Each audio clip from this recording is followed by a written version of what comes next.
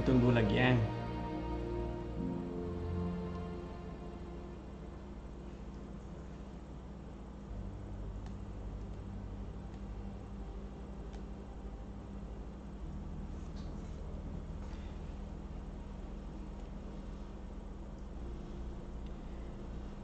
Berapa lama lagi ni mau tunggu ni? Berapa lama lagi mau tunggu ni?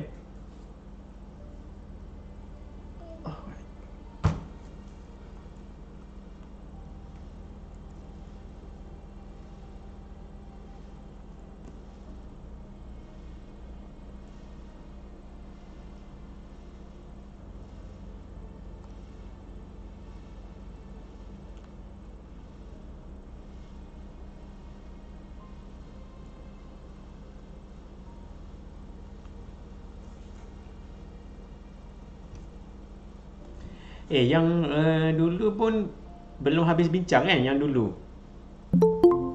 Tapi tak apalah, skema akan ada kan. Tiga orang. Kita tengok gambar laut dululah.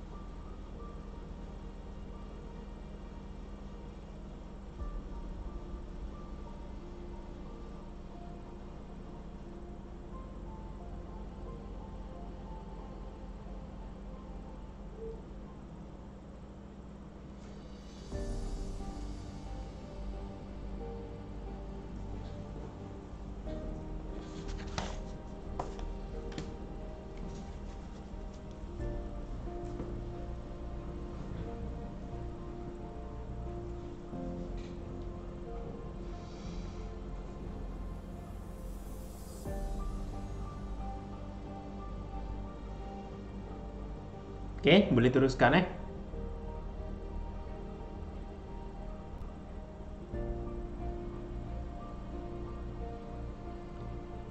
Hello? Boleh. Boleh. Teruskan je. Ada 3 orang. Okey.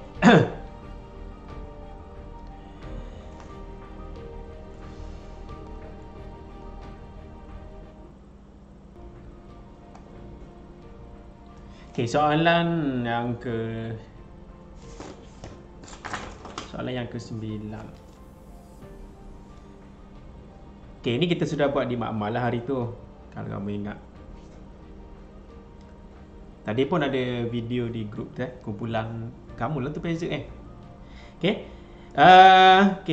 Soalan pertama, apakah maksud frekuensi? Ini jawapan kamu apa ni? Frekuensi adalah mau tulis apa?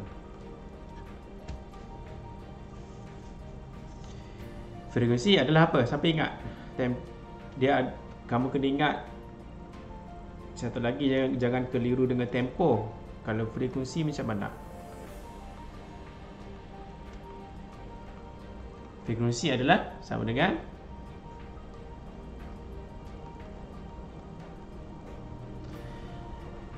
apa?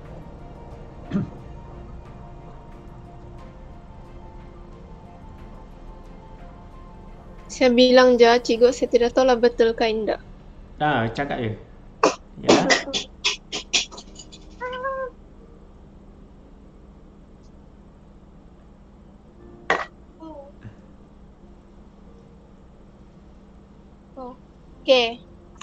Okey. Ialah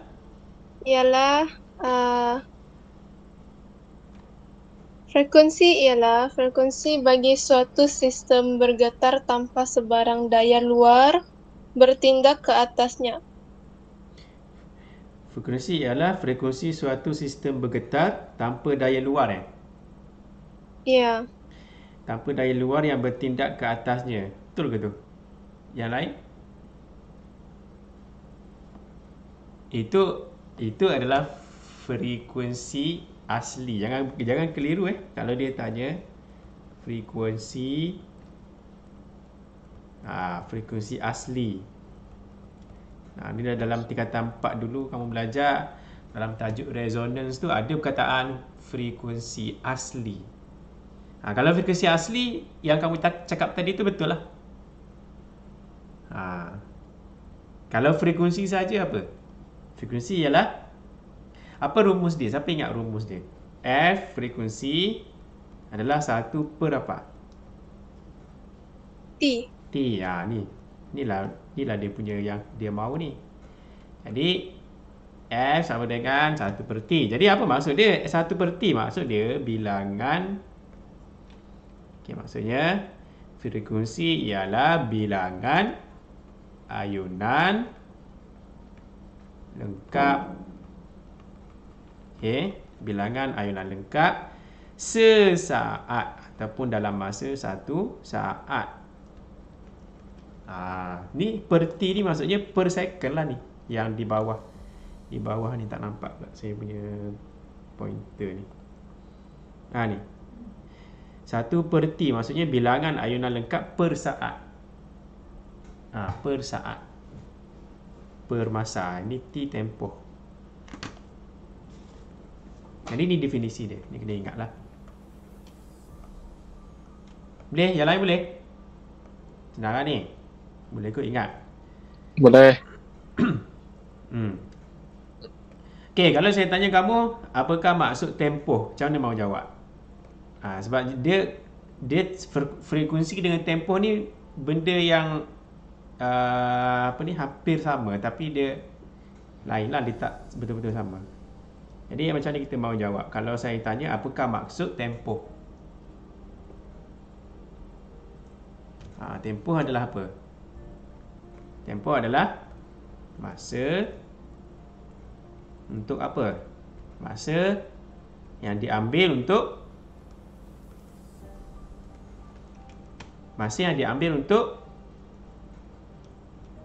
satu ayunan yang lengkap. Okey, betul. Untuk satu ayunan lengkap. Untuk satu saja ayunan lengkap. Kalau frekuensi bukan satu ayunan, dia banyak ayunan dalam masa 1 saat. Itu frekuensi. Yang ni frekuensi. Sesaat per saat. Ni 1 saat. Yang ni satu ayunan lengkap. Jangan keliru. Tapi itu adalah catatan lah. Soalan asal dia tanya frekuensi. Jawapan dia yang ni lah ni. Ni letak sini. Okay, formula tak payah tulis lah formula. Kalau mahu tulis formula janganlah, tak payahlah tulis formula, tulis ayat dia lah. Ayat dia pendek je ni. Okay, terangkan bagaimana resonans berlaku dalam rajah di atas. Okay, sudah tengok video tadi tu? Kawan kamu punya video? Sudah. Sudah kan? Jadi poin pertama, apa yang dia sebut poin pertama? Ingat kan, ini kamu sudah buat dulu kan? Ingat kan? Cikgu saya ada buat ayat dia, tapi aku dah tak buat terus sama cikgu. Cakap je, beritahu je. Yang satu yang okay, kita tengok ayat first ni. Berbola yang X tu dilepaskan, kasih dia apa tu? Diayunkan. Okay, bola X diayunkan.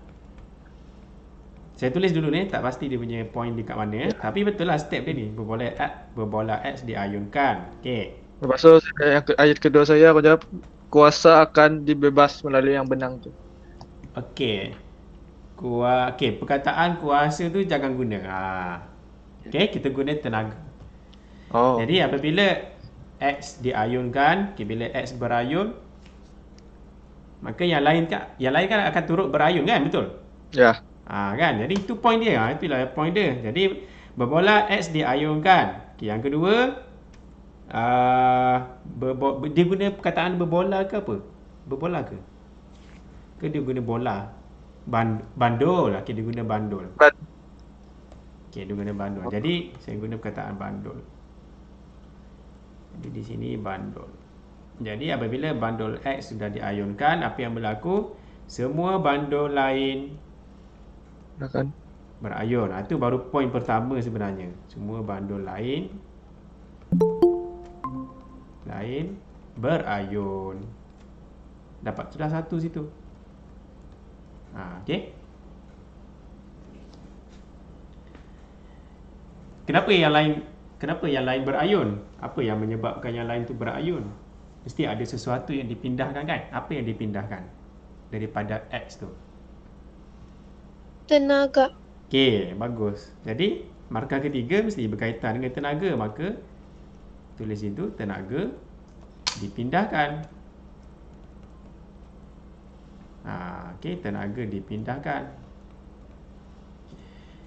Okey, daripada X ke bandul-bandul yang lain lah. Jadi saya buat poin ringkas supaya kamu dapat ingatlah. Kalau ayat panjang tu, kalau kamu tulis tenaga dipindahkan daripada X kepada bandul-bandul yang lain. Tu ayat penuh dia. Saya buat ringkas ni. Jadi sekarang kita dapat dua markah. Yang ayat pertama ni belum lagi. Ayat pertama ni belum lagi. Kita tengok daripada poin kedua ni baru markah pertama. Jadi semua bandul lain berayun, maka disebabkan oleh tenaga dipindahkan. Okey, baru dua markah. Lagi apa lagi? Yang cakap yang apa tu rasa yang D sama X. Yes. Dia sama panjang. So, dia punya ayunan tu sama. Okey, jadi kita ingat balik dulu kita buat. Betul lah tu. Jadi kita kena bagi tahu mana yang sama panjang. Bagi tahu dulu mana yang sama panjang. Bandul D sama X. D sama X. Jadi bandul D sama panjang. Saya tulis tanda sama dengan lah ni. Sama panjang. Saya tulis ayat lah. Sama panjang. Dengan X. Okey, dapat sudah 3 markah. Jadi apalah kelebihan sama panjang tu? Apa yang berlaku pula lepas tu? Poin yang kelima.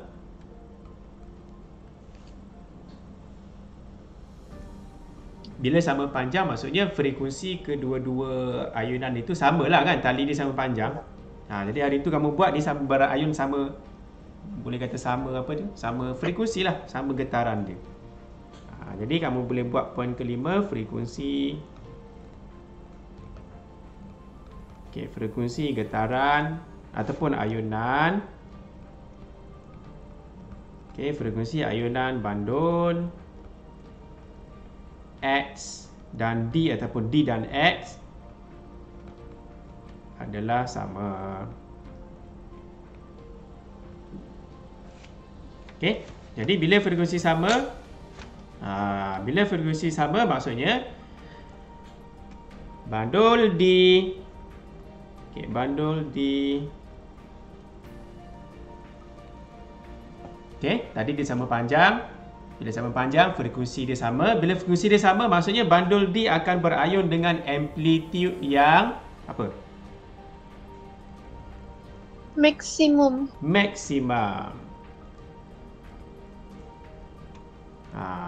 Sebenarnya cukup sudah poin kita. Yang kadang-kadang soalan subjektif ni dia banyak markah dia. Maksudnya walaupun dia 4 markah, jadi selagi poin kamu ada dalam ayat itu yang saya tulis tu, ada je mana-mana tersangkut mana-mana, ada terima je. Dalam skema dia akan banyak pilihan poin dia. Mana-mana yang kamu tersebut tertulis, itulah yang dikira. Bandul D akan berayun dengan amplitude maksimum ataupun amplitude paling besar.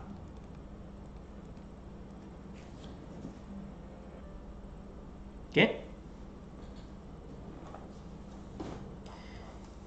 Kalau ikutkan saya ada 5 markah lah situ. Tapi terpulang lah. Poin kamu yang mana satu yang kena dengan skema dia.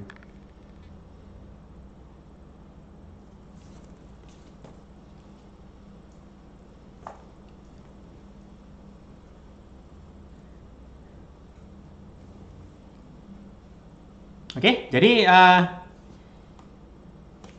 Okey, kalau dalam arahan soalan, okey, kamu tengok soalan ni, dia kata terangkan bagaimana fenomena resonance. Perkataan resonance ni dia sudah sebut dalam soalan. Kalau kamu tulis juga sebagai poin terakhir. Okey, poin ke-7. Resonance berlaku. Okey, maka poin itu tidak dikira lah sebagai markah. Tetapi kalau dalam soalan dia tak sebut, maka ini dikira sebagai markah. Fenomena itu namanya dia tak sebut dalam soalan. Maka poin yang ke-7 saya tulis tu pun diterima. Tapi dalam soalan kita dia sudah sebut dalam soalan. Jadi kalau kita ulang balik apa yang dalam soalan tak dikira lah. Jadi kena ingat. Boleh? Boleh. Boleh. Okey. Aisyah, ada lagi. Apa ni? Larina.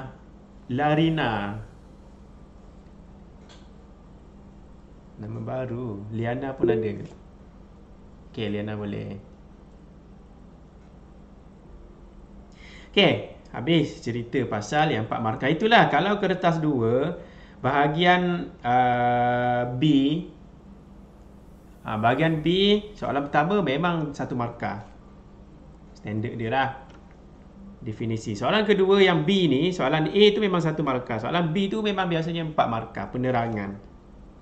Okey, soalan C. Kita tengok soalan C. Ni macam besar ni panjang, maksudnya mesti markah dia 10.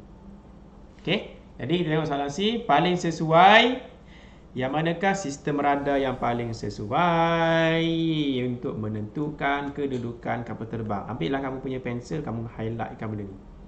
Menentukan kedudukan kapal. Sekarang sistem radar lah ni. Okey, radar. Jadi kita tengok dulu jadual dia. Tapi soalan ni biasanya ginilah soalan dia. Sistem radar tu tak kisahlah mengesan kapal terbang ke. Kalau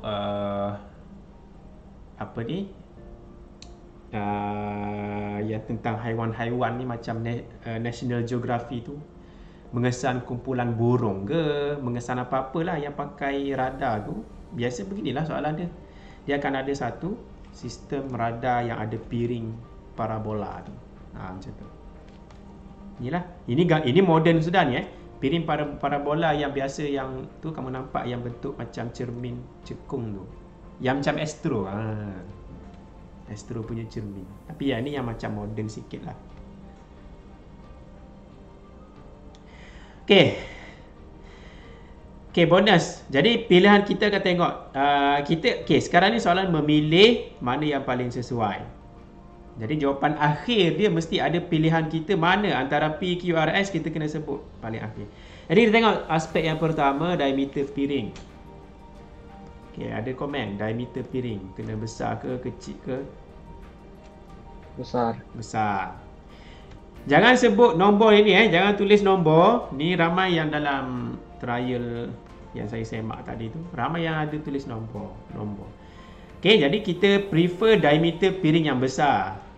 Jadi sini saya buat besar lah. Besar. Maksudnya yang paling kecil itu memang out sudah. Kita senang lah cari yang, kita cari satu-satu, column by column. Okey, yang kedua, kalau jenis gelombang tak tahu, kita cari yang senang dulu. Mana yang senang diteka? Okey, ketinggian piring parabola ni, mau letak tempat tinggi ke tempat rendah ke? Macam mana? Ni pun logik ni. Piring mesti dia letak. Kalau piring Astro kamu letak atas tanah ke? Tak kan? Tinggi. Mesti tinggi. Jadi mesti tinggi. Jadi ni mesti kedudukan tinggi. Jadi yang rendah itu out sudah. Jadi ini out, ini out. Jadi pilihan kita, sebenarnya kita tahu sudah jawapan dia. Kalau kamu tengok sini, ini kena reject. Ini kena reject. Ni pun kena reject. Jadi kenapa macam ni? Jadi yang pilihan dia adalah yang R. Inilah jawapan akhir kita. Okey, tapi tak apa, kita tengok step dia lah. Jadi diameter piring parabola besar. Okey, sebab apa mahu besar?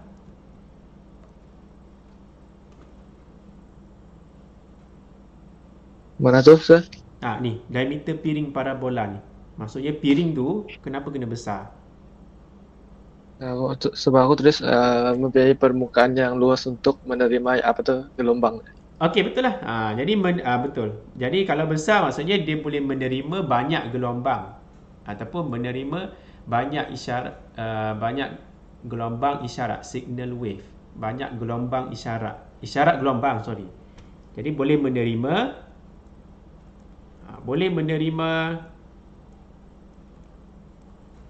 banyak ataupun lebih banyak isyarat gelombang.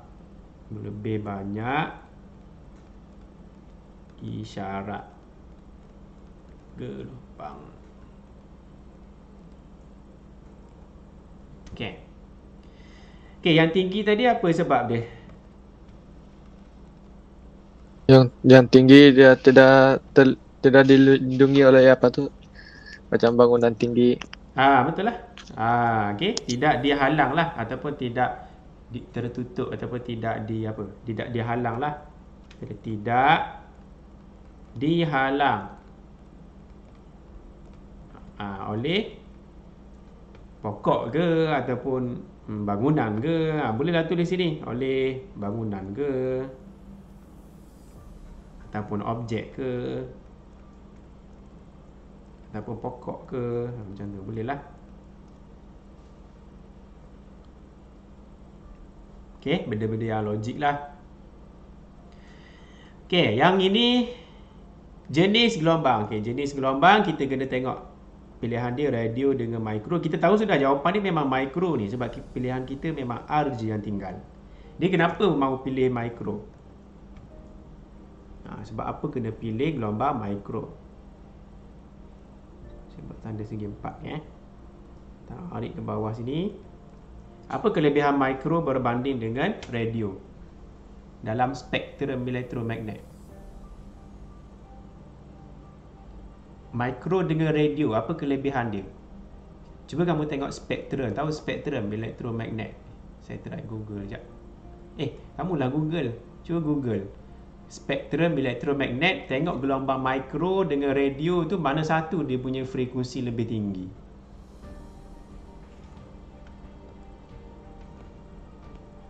Faham ke? Saya carilah. Gelombang elektromagnet. Gelombang pula. Spektrum. Okey, spektrum elektro.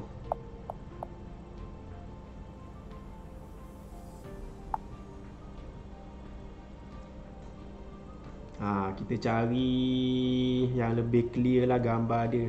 Yang ni lah. Tak cantik. Ni cantik. Oops. Okey, kita tengok. Gelombang. Nampak ke? Kecil ni. Saya kasih besar takut nanti kabur. Okey, gelombang mikro dengan radio. Ni sebelah aja ni.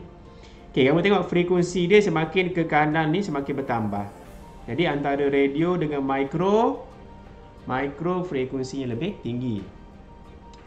Frekuensi tadi kita tahu kan, frekuensi maksudnya getaran per saat. Gelombang mikro dia boleh bergetar lebih banyak dalam masa 1 saat berbanding radio. Radio dia tak berapa banyak getaran dalam sesaat. Okey, jadi mikro lebih tinggi frekuensi. Apa kelebihan dia kalau frekuensi tinggi? Kalau saya tanya kamu, apa kelebihan kalau frekuensi tinggi? Dia lebih cepat menerima. Lebih cepat menerima. Frekuensi tinggi. Frekuensi tinggi tak bermaksud dia cepat sampai Dia mudah menembusi satu benda. Okey, bagus. Frekuensi tinggi maksudnya dia mempunyai tenaga yang lebih tinggilah. Okey, jadi frekuensi tinggi. Sebenarnya jawapan di sini kita sudah ada jawapan dia, frekuensinya lebih tinggi. Cuma kalau kamu tulis frekuensi tinggi maksudnya boleh menembusi, ataupun kamu boleh tulis boleh menembusi halangan pun boleh juga diterima. Buatlah Kalau kamu ada rasa jawapan kamu tu macam ada perkataan menembusi tu, boleh menembusi halangan ataupun frekuensi tinggi, ataupun kamu boleh tulis tenaga tinggi pun samalah maksud dia. Frekuensi tinggi maksudnya getaran dia per saat tu, getaran per saat itu dia lebih banyak.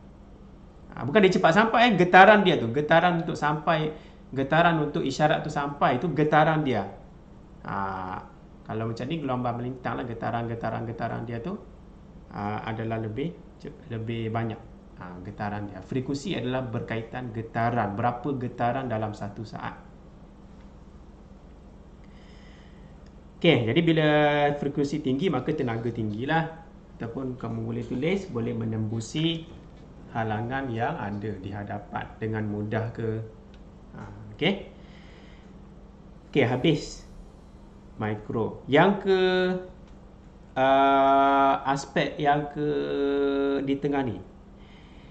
Jarak penerima isyarat dari piring parabola. Jarak penerima isyarat dari piring parabola. Jawapannya sudah tahu ni. Jawapannya panjang fokus. Tapi saya mahu tahu berapa orang yang boleh faham ni. Apa maksud dia ni? Jarak penerima isyarat dari piring parabola. Faham ke tu maksud dia? Penerima isyarat ni bukan orang ni. Ni bukan orang ni. Penerima isyarat dalam bahasa Inggeris dia signal receiver tu yang ada pada piring tu. Kalau kamu senang kamu Google ni, cari piring Astro. Kita senang nampak lah kalau piring Astro tu, kita mudah nampak dia punya penerima isyarat tu dekat mana dia ada. Kamu type Astro parabola, sekejap. Astro parabola. Ni. Tengok yang mana ni. Yang jelas sikit lah.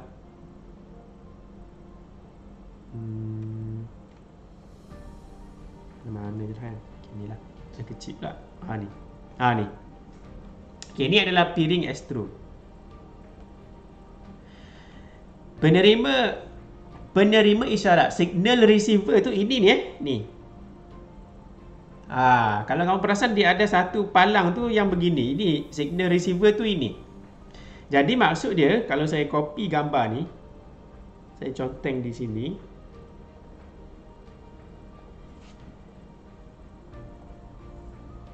Okey, saya besar.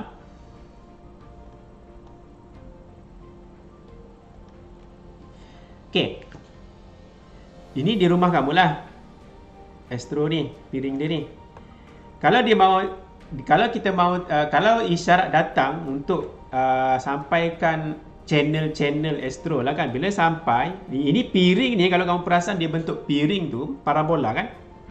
Bila sampai, isyarat itu bukan masuk dalam ni dia akan terpantul ke mana? Dia akan terpantul ke signal receiver ni. Signal receiver. Jadi di sinilah penerima isyarat-isyarat apa yang sampai pada piring bila dipantulkan.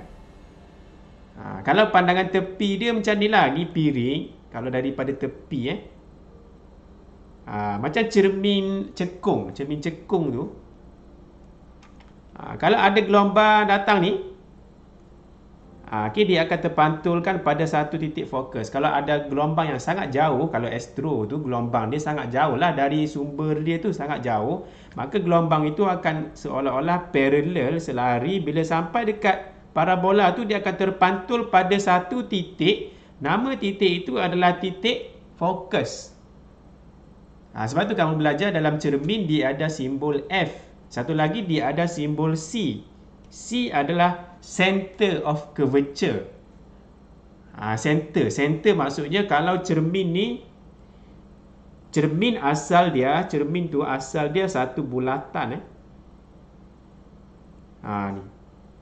satu bulatan. Tapi kita belajar cermin cekung dia ambil sebahagian sahaja. Jadi kalau bulatan tengah-tengah ni center lah C. F itu jarak sama banyak antara lilitan tepi ni ke C. Titik tengah lah. Jadi sini ni sama panjang. Okey, tapi point dia di sini, bulatan tu kita buang, dia punya sfera kita buang. Jadi cermin kita itu ataupun parabola kita itu macam ni saja. Okey. Jadi bila cahaya ataupun gelombang itu secara dia datang kepada piring parabola dari sumber yang sangat jauh, jadi dia akan terpantul ke titik fokus. Jadi signal receiver kita mesti ini yang terciptanya ini. Jadi kita mahu supaya gelombang itu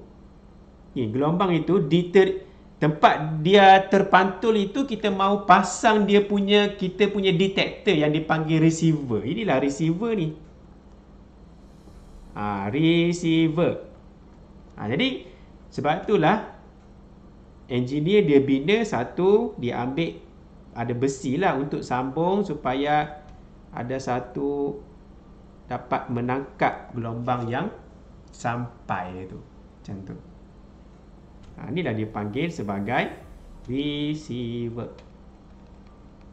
Signal receiver, penerima gelombang, penerima isyarat gelombang. Okey, boleh faham ni pasal penerima ni, penerima isyarat ni, penerima gelombang. Boleh? Boleh faham ke? Boleh. Jadi soalan dia punya aspek dia apa? Dia punya aspek dia kata jarak penerima isyarat dari piring adalah sama dengan panjang fokus F kecil tu. Jadi maksud di sini dari piring, ni dari piring. Ni piring ni. Dari piring ke signal receiver tu adalah sepanjang panjang fokus F kecil. Jadi itu adalah F kecil. Inilah gambaran dia. Maksudnya dari titik fokus ke cermin itu, ini dia panggil titik fokus F besar. Daripada cermin itu sepanjang apa? Sepanjang panjang fokus.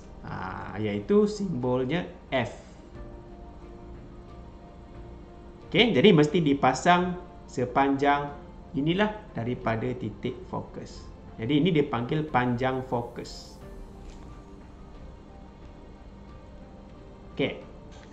Jadi sebab apa? Kena letak ataupun bina signal receiver tu jaraknya mesti sama dengan panjang fokus. Sebab di situlah segala gelombang berkumpul.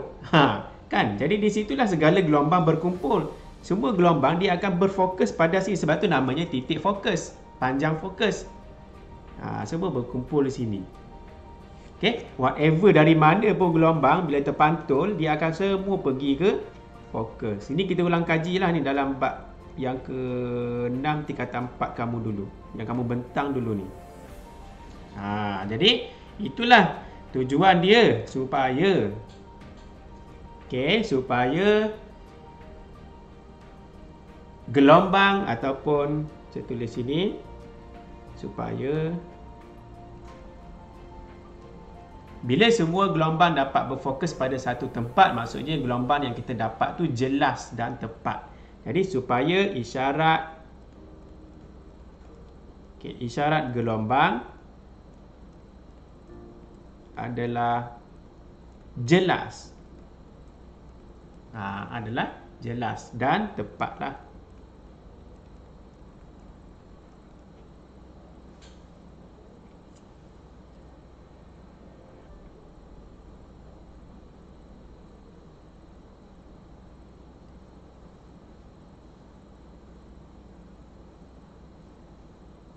Boleh? Boleh. Okey, jadi itulah dia punya sebab dia kenapa kena letak bersamaan dengan panjang fokus. Okey.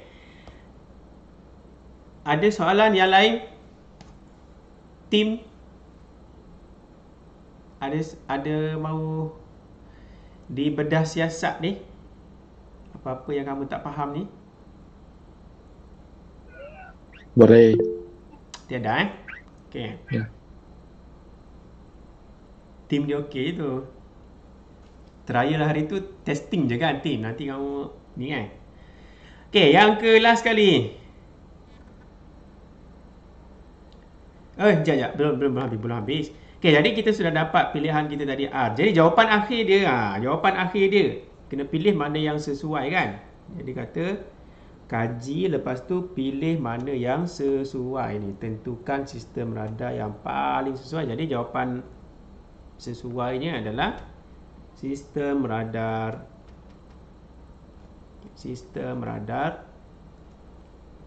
apa tadi ya? R kah? Okey, R. Paling sesuai. Saya buat ayat simple je lah. Okey, kerana kena sambung apa ayat dia di belakang dia ni? Kerana Tulis semua aspek dia. okey, tulis semua aspek dia. Ni aspek-aspek dia ni. Saya tak tulis rupanya. Saya tak tulis. Ni aspek dia ni. Ni diameter piring besar. Jenis gelombang yang dipancarkan adalah gelombang mikro. Aspek sahaja. Sebab jangan tulis Jarak penerima dari piring adalah sama dengan panjang fokus, dan last sekali ketinggian adalah tinggi. Aspek dia. Okey. Jadi dapatlah ayat dia ni, kamu buatlah. Saya buat dot. Jadi markah di sini ada satu kalau betul, dan sebab dia tu sambung belakang-belakang dia ni, kalau semua betul dapat satu lagi markah terakhir. Okey, jawapan ke soalan ke apa ni? Ke D. Okey, soalan ke D boleh buat?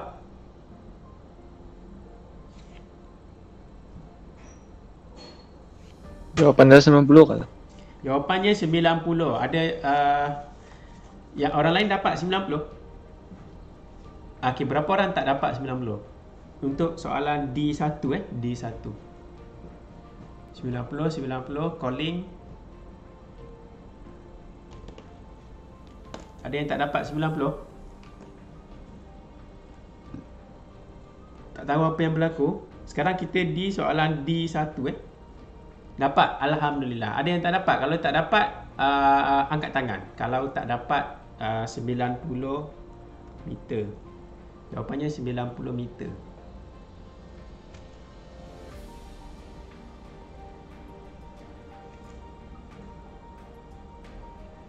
Okey, kalau tak dapat, maksudnya kita lukislah. Kalau kita dapat lukis gambaran dia, mungkin lagi senang untuk difahami lah. Okey. Jadi kita ada gambar kapal, dan kita ada gambar laut. Ini laut, ini kapal.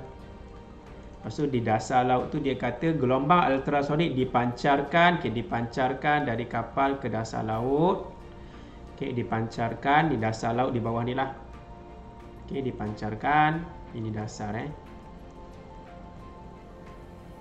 tersentuh botol susu tu pula sini sikit. Dia kata frekuensi gelombang itu F dia bagi 25 kilo. Kilo tu saya buang 25 kilo. Jadi kalau buang kilo tu darab 1000. Ini 25,000 Hz.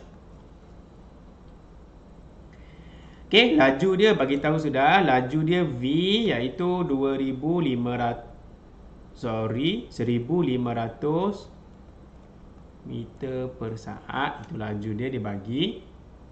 Ingat dalam gelombang, kalau tajuk gelombang dia ada satu saja dia punya rumus gelombang Jadi mula-mula sekali kalau kamu tengok soalan pasal gelombang, rumus gelombang tu mesti ni dalam kepala.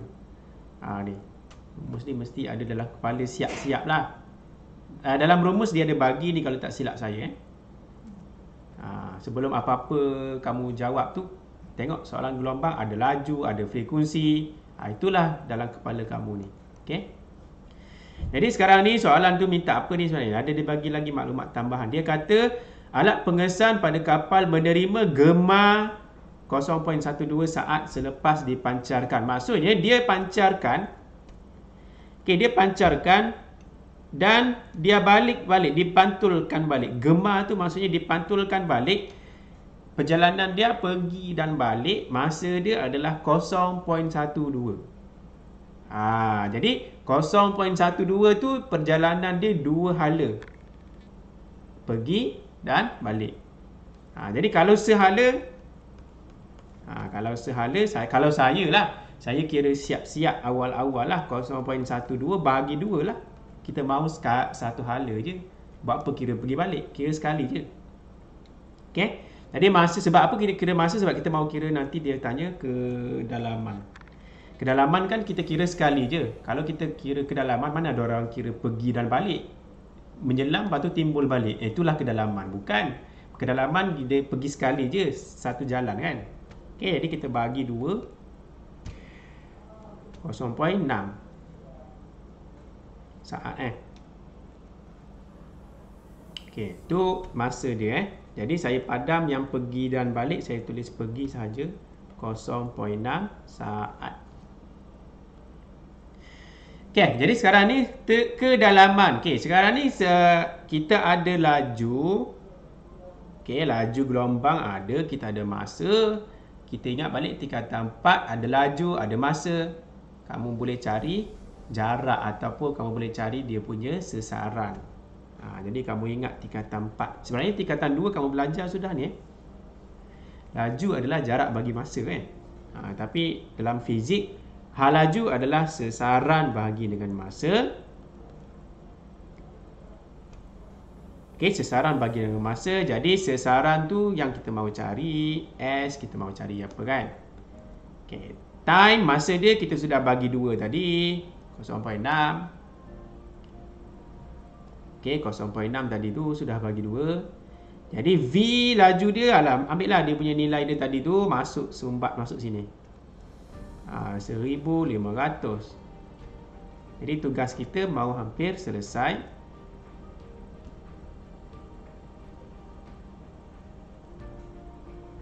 Okay. Ada yang saya salah ke ni? 0.6. Salah ni kan? Salah apa ni? Betul ke saya kira ni masa dia bagi 2? 0.12 bahagi dengan 2. Salah. Sini sepatutnya 0.06 kan? Dia punya ni hati-hati. Okay, jadi kita pindahkan, cari S, maka darabkanlah 1500, pindahkan ke sana, bahagi jadi darab. Jadi jawapannya S sama dengan 90 meter. Boleh?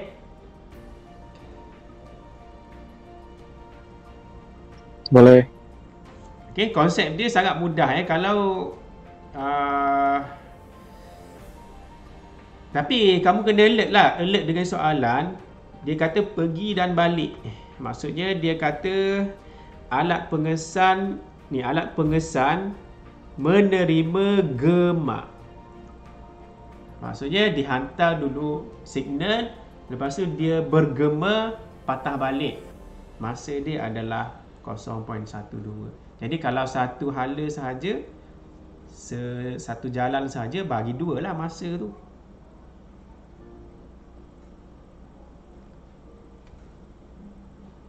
Okay, selesai. Yang kedua, panjang gelombang. Berapa jawapanmu? Panjang gelombang. Ini simbolnya lambda kan? Berapa? Ada yang dapat jawapan panjang gelombang? Ada yang tak dapat? Saya rasa dapat kot. Ada yang tak dapat? Kalau tak dapat, kamu kena yell out lah, beritahu. Panjang gelombang. Jadi, kita tak guna lagi rumus tadi kan? Kita ada satu tadi tu, VF lambda. Kita tak guna lagi tu. Jadi, inilah masanya kita guna dia. Okay, V sama dengan F lambda. Jadi kita cari lambda. Okay, lambda sama dengan, dipindahkanlah F ke sebelah kiri. Jadi V bagi dengan F. Okey, V bahagi dengan F. Ni pindahkan ini ke sebelah kiri jadi bahagilah. Okey, jadi tinggal masukkan dia punya ramuan dia. Jadi V 1500 bahagi dengan F frekuensi. Kamu cek balik frekuensi dia tu, jangan kasih ada kilo. Okey, saya sudah buang tadi tu, jadi 25,000 frekuensi dia. Okey. Jadi kamu boleh masukkan kosong dengan kosong, kosong habis kosong. 15 bagi 5 dapat 3. 250 bagi 5 dapat 50. Tekan kalkulator. 3 bahagi 50 berapa? 3 bahagi 50, jawapan dia 0.06. Okey, sepatutnya dapat 0.06. Unit apa? Unit panjang gelombang.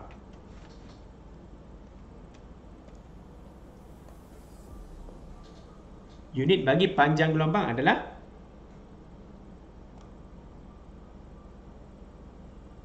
ini, saya letak sini sikit lah. Tarik sini.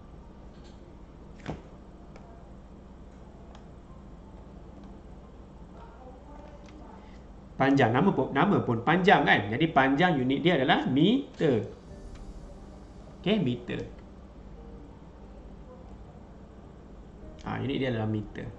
Jadi 0.06 meter. Boleh ke ni? Boleh ikut ke tak? Boleh ke macam mana ni? Ke belum buat ni? Lambda. Boleh, sir. Boleh kan? Yang lain tu macam mana respon? Larina, where are you, Larina? Boleh. Boleh. Boleh. Larina. Oh, itu ke kamu punya sebutan dia tu? Okey, boleh. Okey, last kali soalan C yang Mama habis sudah. Soalan C ni soalan sebelum kita jawab ni, kita tengok dulu ini bab yang keberapa? Ataupun apa nama bab dia? Kita teka dulu. Ini bab yang keberapa? Nampak sistem break ada tekan sini, lepas tu ada bendalih lagi. Bendalih Bab break 2, lagi. sir. Bab 2. Tak ingat bab pun tak apa. Tapi apa dia punya bab, nama bab dia? Apa prinsip tu? Prinsip Archimedes. Archimedes. Astaghfirullahalazim. Pascal kan? Pascal. Bukan basikal Pascal. Nama orang tu. Kalau Archimedes yang terapung-terapung tu, yang macam belon udara panas, yang dalam ujian kamu semua hebat-hebat jawapan. Yang belon udara panas, yang tu baru Pascal. Yang apa ni, Archimedes. Ini Archimedes. Kalau Pascal dia tentang yang kamu nampak ada omboh tu, ada bendalih dalam sistem itu, ini maknanya adalah Pascal. Okey, prinsip Pascal.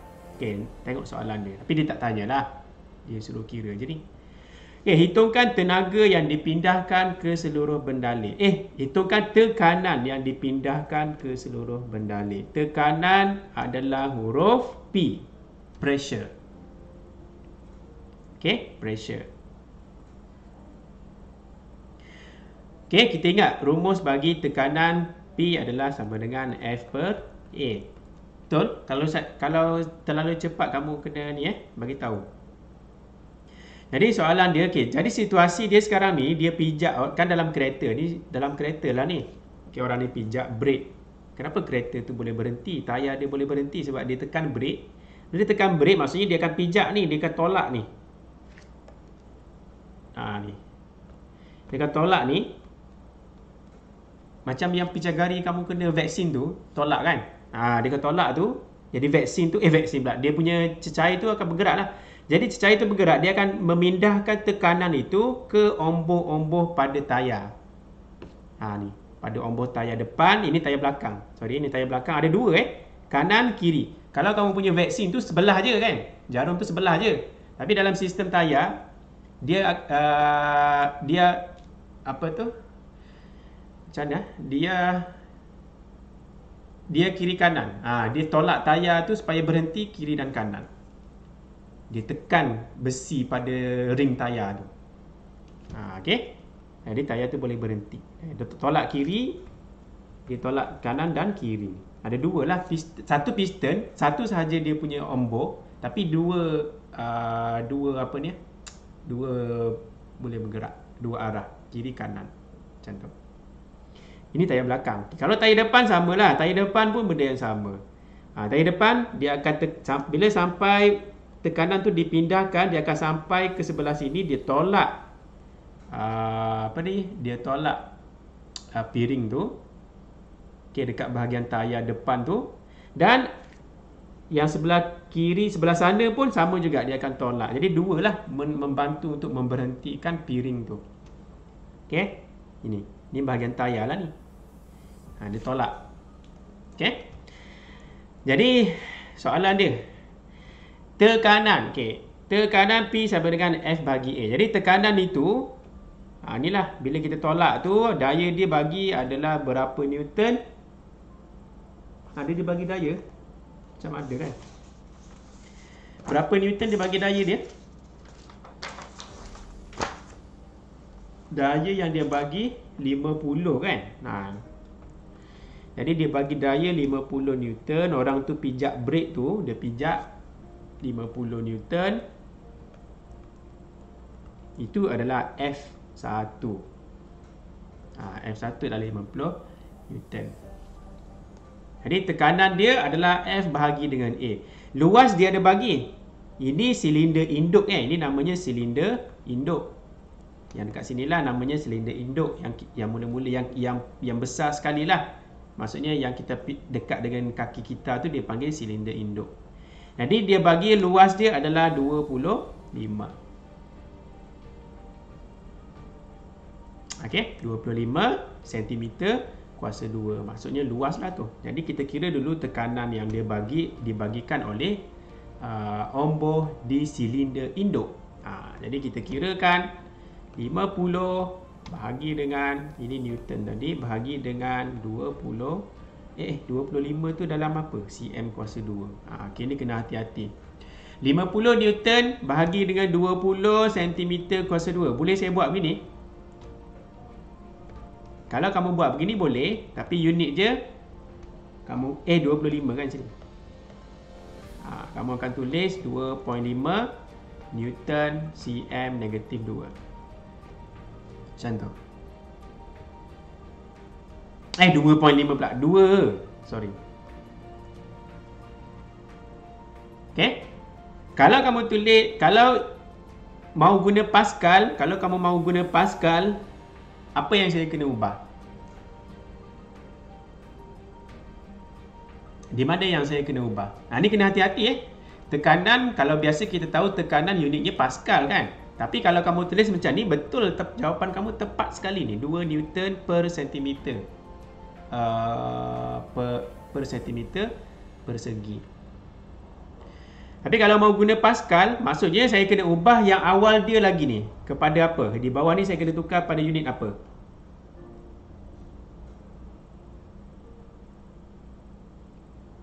Pada unit meter kan. Jadi sekarang ni 25 cm kuasa 2. Jadi saya kena tukar pergi meter.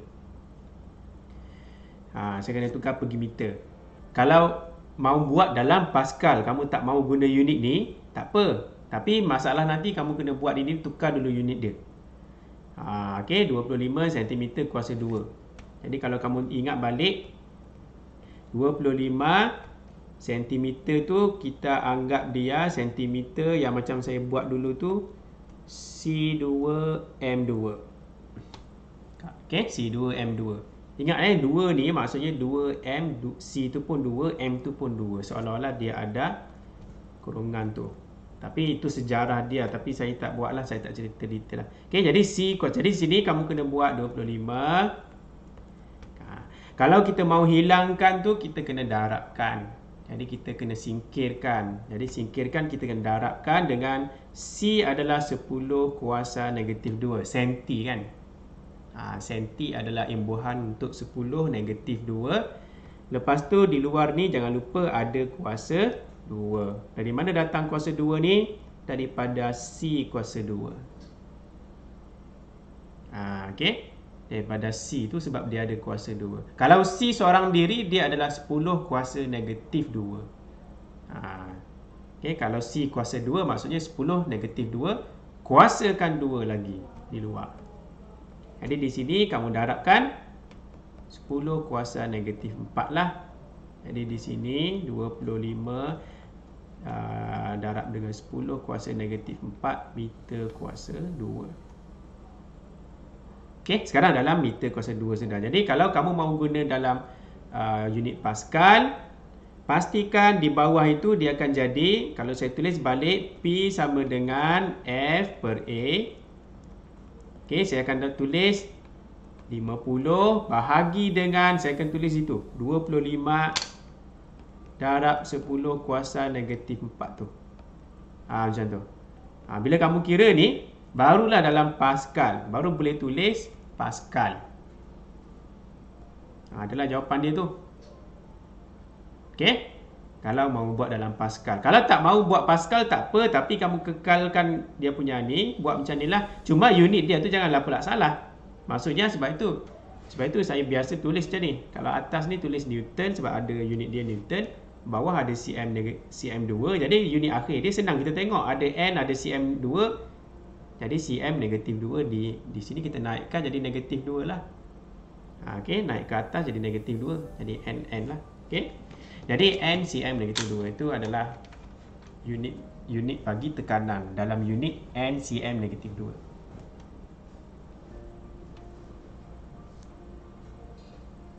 Okey.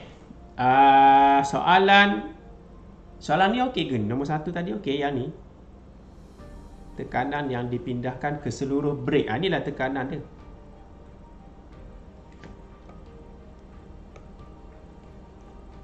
Okey, yang kedua di bawah. Daya yang dikenakan ke atas ombor tayar depan. Okey, tengok tayar depan. Ni tayar depan dia sini. Kawasan sinilah. Okey. Daya. Kita mahu cari daya. Maksudnya huruf F. Dia kata di tayar depan, di tayar. Maksudnya kalau sini F1 tadi dekat induk dia F1, maka dekat tayar F2 lah. Jadi kita mahu cari F2 itu apa? Okey, bila sampai ke tayar tu apa dia punya daya dia kan? Jadi kita ingat balik F2. Ini kamu ingat baliklah ni dia punya cara menerbitkan rumus. Ini saya rasa sudah kita bincang dulu ni. Kan? Ini harap boleh ingatlah. Dalam Pascal ada satu rumus. Okey, ada satu rumus macam ni. Jadi sekarang kita mahu cari F2. Mana F2 di sini? Jadi yang lain tu ada sudah. Ini ada F1 tadi 50 ada. Okey, ni 50. A1 ada A1 dia berapa? 25 kan? 25. A2 pun ada dia bagi tadi. A2 adalah 110. Macam mana tahu 110 dia ada bagi? Dia kata luas keratan berentas ombor silinder induk dan di tayar depan. Masing-masing ada 25 dan 110. Dia dah bagi sudah. Jadi di sini 110. Jadi kamu cari F2. Guna kaedah apa pun saya tak kisahlah. Ini kamu guna kaedah darab silang ke, darab whatever kamu punya kaedah tu pun tak ada masalah. Yang penting dapat jawapan yang betul, iaitu F2. Ada yang sudah kira F2 dapat berapa jawapan dia?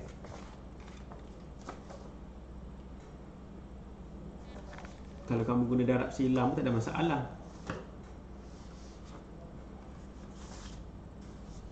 220. 220, yes. Okey, 220. Jadi kalau kamu masukkan, kalau kamu buat tu, kalau saya pindahkan ni je. Saya pindahkan A2 ni ke sana saja, mengganggu kan. Jadi saya pindah dia seorang diri je lah sana. Saya pindahkan ke sana. Jadi maksudnya F2 saya akan dapat rumus dia F1 per A1. Itu jangan kacau. Saya pindahkan A2 saja ke sana. Jadi bahagi bila pindah jadi darab. Macam tu. Jadi saya buatlah. Masukkan je sumbat-sumbat dalam tu. Darab dengan A2 110. Maka kita akan dapat 220 Newton. Daya kan? Daya mesti Newton. Jadi itulah maksudnya, itulah Pascal. Daya yang sampai ke tayar depan adalah bernilai 220. Kalau yang kita bagi di kaki tadi tu hanya 50 kan? Hanya 50. Tapi bila sampai di tayar, daya yang kita bagi tadi tu dia sudah membesar menjadi 220 Newton. Itulah Pascal. Kenapa boleh jadi macam tu? Sebab dia bergantung kepada saiz luas permukaan ombo. Jadi cara dia, kalau kita mahu kasih besarkan hasil dia, ini hasil dia ni.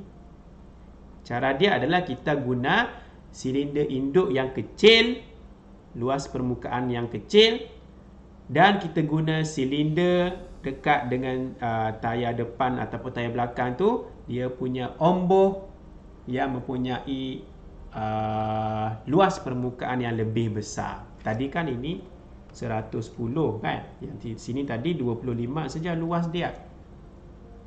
Jadi itulah kelebihan ataupun prinsip Pascal.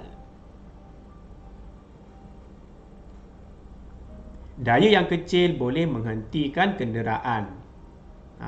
Okey. Jadi disitulah untuk beberapa soalan tentang malam ni lah. Ada apa-apa? Tiada kan? Rasanya boleh tengok skema lah. Skema tu pun betul, tak ada masalah tu.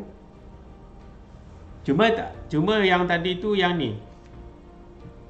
Ni. Dalam skema tu dia tulis dua jawapan. Dalam Pascal pun ada. Ni. Dalam skema dia tulis ni, kamu buat. Dalam skema dia tulis M negatif 2. Ini sama maksud dengan Pascal. Ini sama taraf dengan Pascal. Okey. Sama taraf lah. Okey, jadi kalau tak ada apa-apa, di situ je lah.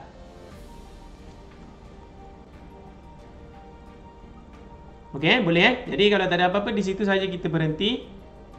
Kita tangguhkan untuk akan datang lah. Okey, terima kasih semua. Peset free ke? Peset free ke? Ya. Saya mahu terangkan sikit pasal yang hari tu. Okey. Yang lain tu ada apa-apa lagi mahu tanya? Kalau tak ada, kita berhenti di situ. Okey, terima kasih. Jumpa lagi nanti. Okey? Thank you, Cikgu. Okey, sama.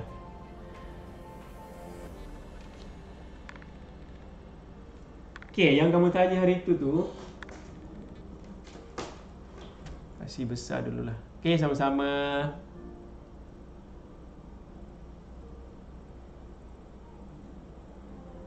Okey, sekarang ni saya tak ingat soalan dia tu yang buku teks tu lilik macam mana. Kalau saya buat, tapi saya tunjuk gambar dulu lah. Saya tunjuk gambar di sini dulu.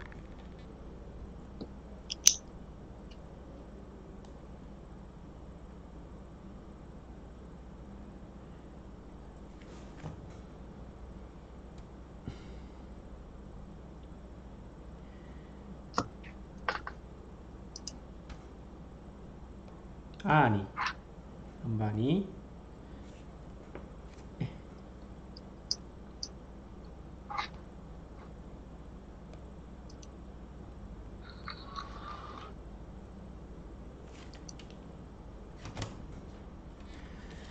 Okey, yang gambar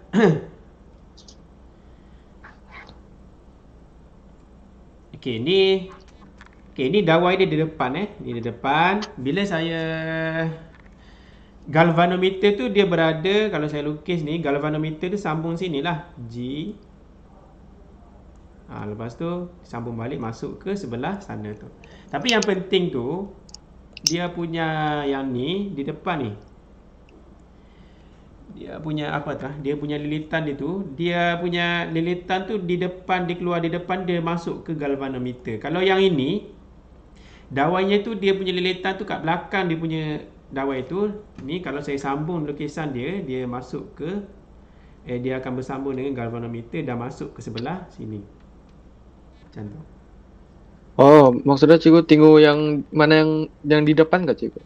Ya, itu yang kamu kena apa? Kita tengok ini je. Kita tengok 4 jari kita ni saja ni. 4 jari kita ni ke mana dia pergi? Ke bawah. Okey, kalau ke bawah kita ikut laluan dia tu ke bawah. Cuma kalau ke bawah sini maksudnya macam nilah pergerakan dia. Masuk ke kalau. Tapi kalau ini sama juga jarinya masih ke bawah, tapi wayar itu bukan dia keluar ikut bawah sini sini kan? Tak ada kan? Kan beza? Tak ada kan? Di bawah ni kan wayar dia. Ya. Tak ada. Jadi bermaksud inilah kamu kena faham ni. Jadi bermaksud anak panahnya masih gini. Jadi bermaksud dia akan naik sini. Dari belakang tu. Arus dia. Yang penting di bahagian sini ni kamu kena faham ni. Di bahagian sini. So, ada soalan nggak sih? Apa dia? Soalan lain contoh untuk testing. untuk testing soalan hari tu lah kot. Saya tak ada soalan tambahan ni. Tapi kamu cuba kamu tengok dalam buku modul fizik kamu. Dalam modul fizik kamu tu kalau ada lah soalan dia apa tu, yang kita fokus tu pada bahagian jari tu, 4 jari tu. Ini tajuk ke 4.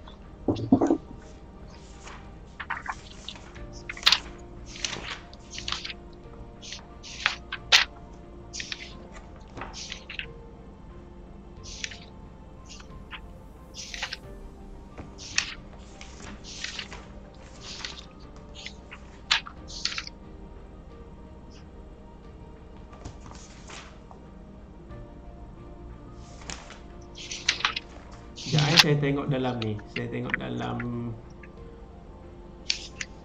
dalam koleksi ni lah.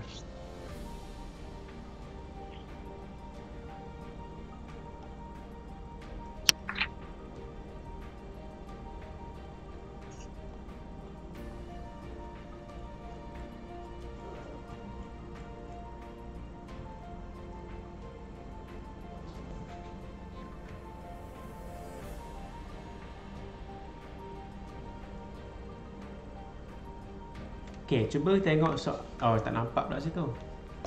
Saya tunjuk di sini kejap.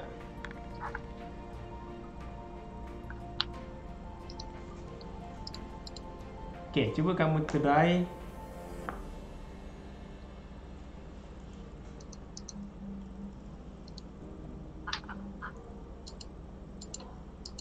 tapi magnet ni sudah masuk ke dalam lah. Konon lah konon magnet ni macam dia tak masuk lagi ke dalam lah. Maksudnya ini adalah saya ambil gambar lah sekejap ni.